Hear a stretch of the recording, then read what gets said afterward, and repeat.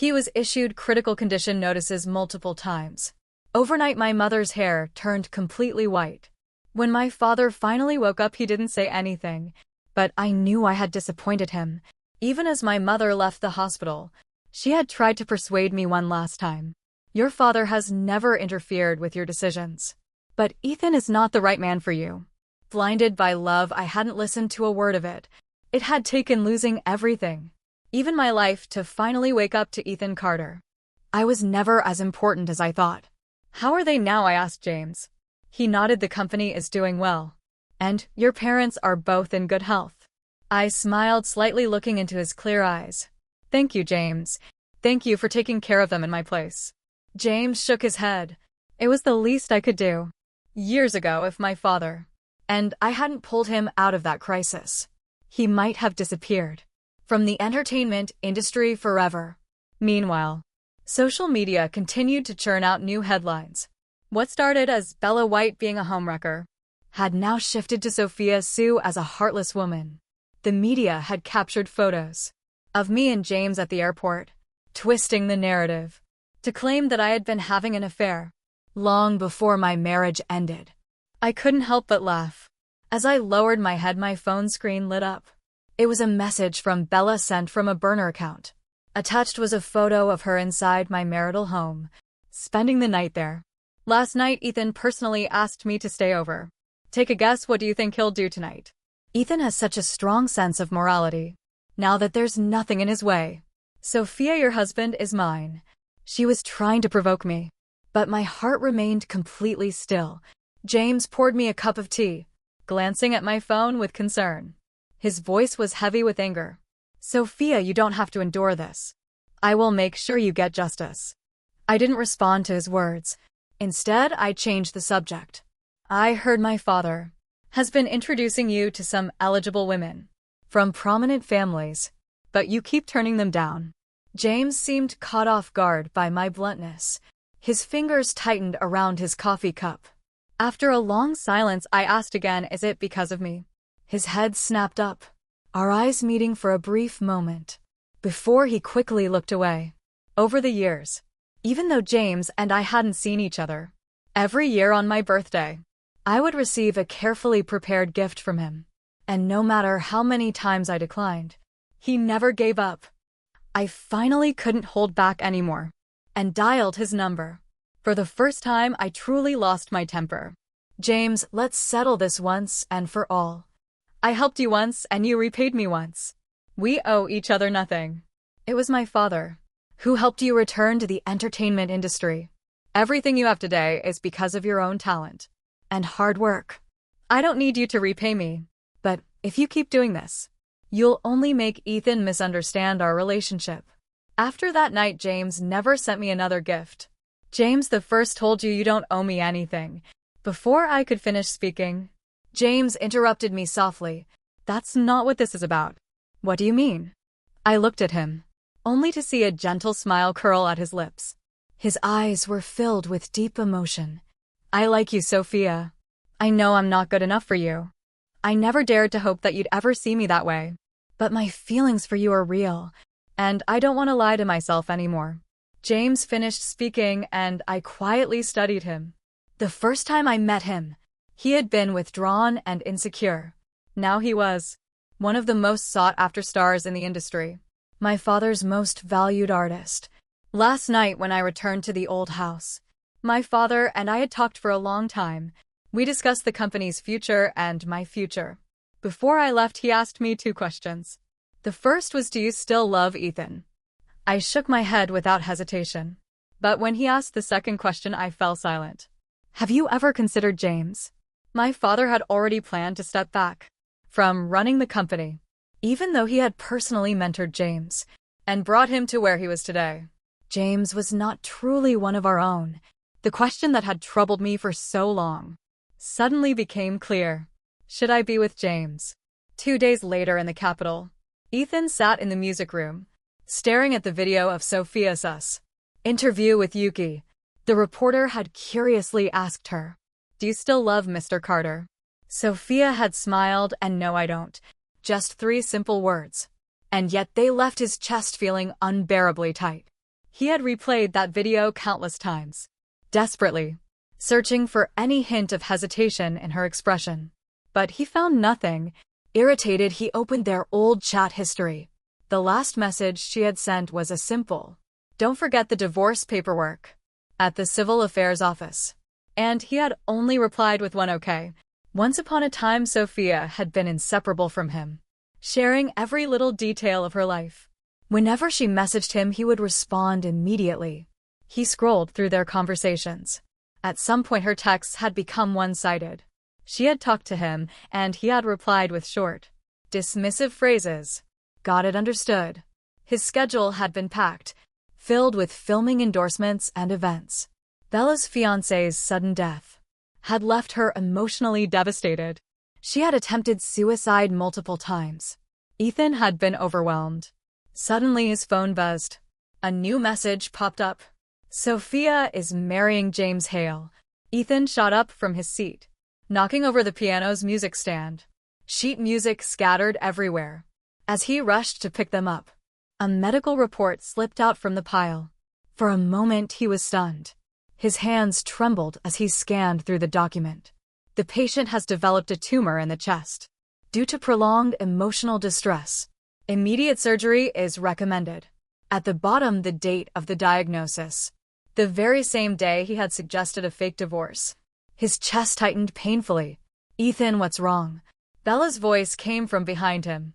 She had heard the noise and hurried in from the master bedroom. Her eyes flickered as she caught sight of the report in his hands. Can I see it? She asked softly. Ethan remained silent, his entire body tense, with an unbearable pressure in his chest. Bella took the report from his hands, casually flipping through the pages before patting his shoulder with a light-hearted smile. Don't worry, Ethan, I saw Sophia the other day. She looked perfectly fine, full of energy. Not at all like a sick person. She was probably just so mad at you that she used this diagnosis to deceive you. Her gaze lingered on him expectantly before she could say anything more. Ethan forcefully took the medical report from her hands, his emotions barely contained. He took a few steps toward the door, then suddenly stopped and turned back. Starting tomorrow, don't stay in the master bedroom anymore. He said if Sophia finds out, she'll be upset. Bella stood frozen in place. By the time she came back to her senses and tried to chase after him, Ethan had already rushed downstairs, not even bothering to grab his coat. It didn't matter whether the diagnosis was real or not. It didn't matter whether Sophia was really going to marry James. Right now, all he wanted was to see her, bring her home. James took our wedding very seriously. He personally handled every little detail. During the day, he was busy filming, yet he still made time to visit the venue. At night, he sat in the dressing room, carefully selecting wedding dresses and tuxedos.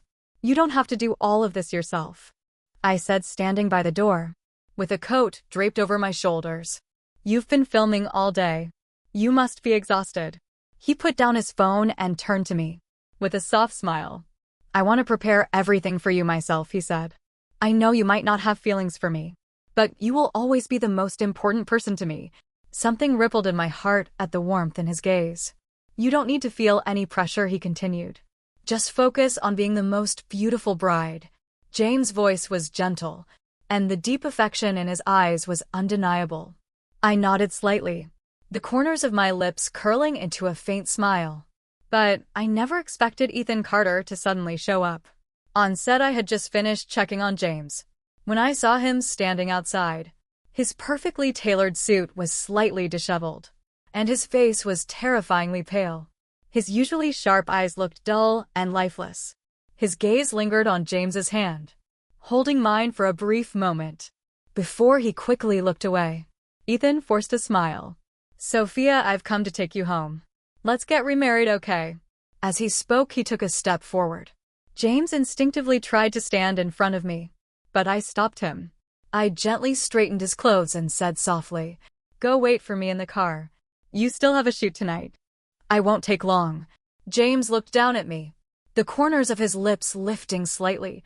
All right, he shot Ethan a glance, calm and different, before turning and walking away. Now it was just me and Ethan. He tried to step closer, but I quietly took a few steps back. "Mr. Carter, I think it's best if we keep our distance," I said in a soft voice. "If the media catches this, it won't look good for either of us. The headlines will claim I'm a woman who can't move on from her ex-husband. Public opinion is always harsher on women, just like it was for Bella. Even though you were the one who made the choice." I ended up being labeled as petty and vindictive. Ethan's eyes dimmed and he let out a bitter laugh. "I've already asked my PR team to handle everything. I'm sorry, Sophia. I never meant for you to suffer like this. I didn't know things would turn out this way." I met his gaze, my tone steady. "You knew Ethan. You knew exactly what would happen. If he hadn't known how cruel public opinion could be, he wouldn't have pushed me into divorcing him, just to protect Bella. In my past life, when I was falsely accused of cheating and forced into a divorce, my career collapsed overnight. Strangers whispered behind my back. Some even mocked me to my face. Sophia, after everything your ex-husband put you through, how do you still have the nerve to be alive?" Someone sneered once. "If I were you, I'd have jumped off a building already. And you call yourself a pianist." Ethan never spared me a second thought. If I truly mattered to him, he wouldn't have driven me to ruin. Night after night I sat by the floor-to-ceiling window, staring at the city lights, unable to sleep. I destroyed my piano room. I burned everything he had ever given me, foolishly hoping to erase every trace of my past. I let out all of my anger, my grief. I couldn't understand. How could the person who once cherished me the most be the one to push me into the abyss? In the end, I ended my life. To this day, I still remember what it felt like. As my consciousness faded away, Ethan opened his mouth, as if he wanted to explain something, but no words came out. He lowered his head, looking like a child who had made a terrible mistake. "Sophia, I'll make it up to you." I couldn't help but laugh. I'd heard those words too many times before. The day Bella White's fiancé passed away, Ethan Carter had promised to take care of her. From that moment on, she became his priority in everything. On our wedding day, Bella had attempted suicide. Ethan dropped me off at the hotel, then disappeared for the entire night. That was when I first wavered, wondering if this relationship was worth continuing. But when I saw how exhausted he looked, I convinced myself to endure it. I loved him and I was willing to stand by him through all his hardships. Yet every broken promise ended with the same empty words. "Sophia, I'll make it up to you later." Ethan always thought we had all the time in the world, but he forgot that love erodes with every wound inflicted by the end of my past life. I could no longer tell whether I loved him or if I was just clinging to an obsession. I smirked coldly. "Ethan, my expectations were never high to begin with. And yet, even the bare minimum was too much for you. I was raised in a family that cherished me, loved me. Why should I be trampled on by you? So, let's end this once and for all." As soon as I finished speaking, I turned to leave. Panic flashed across Ethan's face. He reached out and grabbed my wrist. His tall frame trembled slightly, his pale lips quivering. "No," he choked out. "I don't agree. This can't end like this. Sophia, you're my wife. You can't leave me." His voice was thick with emotion, almost pleading. I let out a mocking laugh and yanked my hand free. "We're already divorced, Ethan. You were the one who forced me to sign the papers. You were the one who threatened me into attending that press conference. You were the one who made sure I walked into that civil affairs office to finalize it. You did all of that yourself. Don't try to deny it now." Ethan was speechless. I turned away, intending to leave, but then glanced toward someone standing behind him. "Mr. Carter, shouldn't you be with Miss White? The two of you make a perfect pair." His face instantly turned deathly pale. He had rushed back from the film set in the middle of the night, after his assistant found out where I was. He hadn't even taken off his makeup before running here. But when he arrived, he saw me and James Hale smiling. As we discussed the details of our wedding, his steps slowed. He simply stood there watching from outside the set. At some point, he realized it had been a long time since he had last seen me smile like that. Every time we met in the past, we ended up fighting over Bella. He had started canceling our dates, always claiming he was busy with filming or tied up with late-night meetings with his manager. In that moment, he finally understood. Every word I had said at the civil affairs office was the truth. I really didn't want him anymore, but he couldn't accept it for a split second. He wanted to charge forward and punch James, to warn him not to covet his ex-wife. Yet, after hesitating for a long time, he didn't take that step. He was afraid of making me angry. Ethan Bella's voice pulled him out of his daze. She tugged at his sleeve, her voice soft. Sophia has been gone for a long time now. Ethan looked down at her, his voice hoarse. Why are you here? Bella hesitated. I heard Sophia was getting married, and I was worried you'd be upset. So I came to check on you. She spoke gently and then reached out, trying to hug him. But Ethan frowned and pressed a hand against her shoulder. Stopping her, Bella's eyes instantly turned red. Ethan, Sophia doesn't want you anymore. I do. Let's be together, okay? Ethan had always indulged her. She had thought that after my divorce, she would naturally take my place and become Mrs. Carter, but at this moment Ethan's face turned ice cold. Bella, do you even know what you're saying? I do, Ethan, I love you. For the first time, she confessed her feelings directly.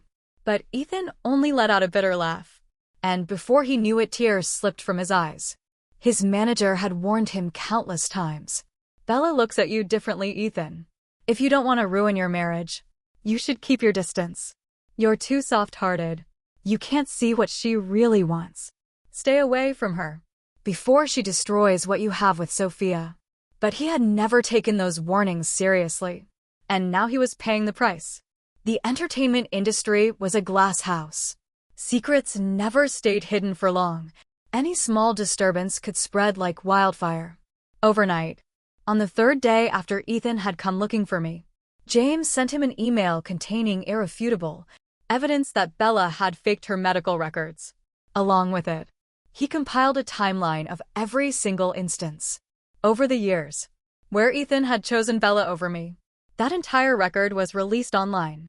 By the next morning, the internet was in complete chaos, but none of it had anything to do with me anymore. Some people said that Bella White deliberately sabotaged my marriage with Ethan Carter, pushing us to the brink of divorce. Others said that Ethan was a hypocrite if he truly wanted to repay the debt to Bella's late fiancé. Why did that repayment end up in his bed? Why did he have to hurt his own wife to the point where she lost all hope and chose to walk away? Ethan's reputation collapsed. His new drama was put on indefinite hold. Not long after, I exposed the evidence that Bella had secretly hired fake accounts to slander me. As the homewrecker, online public opinion spiraled out of control. Ethan, overwhelmed and exhausted, initially planned to send Bella abroad to lay low. But after seeing the evidence, he snapped. On set, in front of the entire crew, he grabbed Bella by the throat. Why did you do this? He demanded. At first, she tried to play the victim. But as her air supply dwindled and her face turned red, she suddenly burst into manic laughter. Then she admitted everything. I just wanted to be Mrs. Carter. I wanted to force Sophia to divorce you. If you want to blame someone, blame yourself. If you had truly loved Sophia, I never would have had a chance. Ethan coughed up blood and collapsed on the spot, unconscious. A bystander caught the entire scene on video, and it spread across the internet like wildfire. His production was shut down indefinitely. When he woke up, he was so emotionally unstable that his company had no choice but to freeze his career. Meanwhile, Bella's reputation was utterly destroyed. She had no choice but to flee the country. But fate was cruel.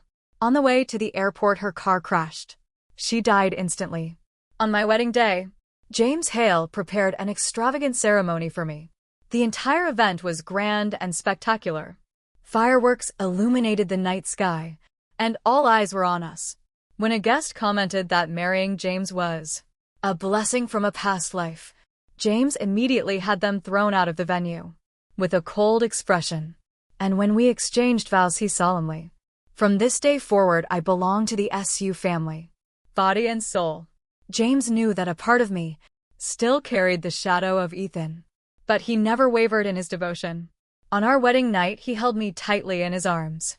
His embrace so strong that it felt like he wanted to fuse me into his very bones. It wasn't until I pressed him for answers that I found out Ethan Carter had taken his own life. In his final moments, he had a brief period of clarity. He mailed me something.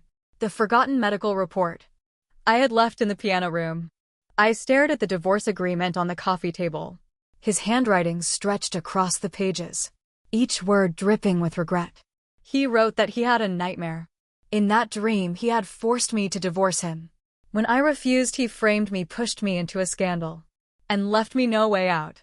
In the dream, I was driven to the point of suicide.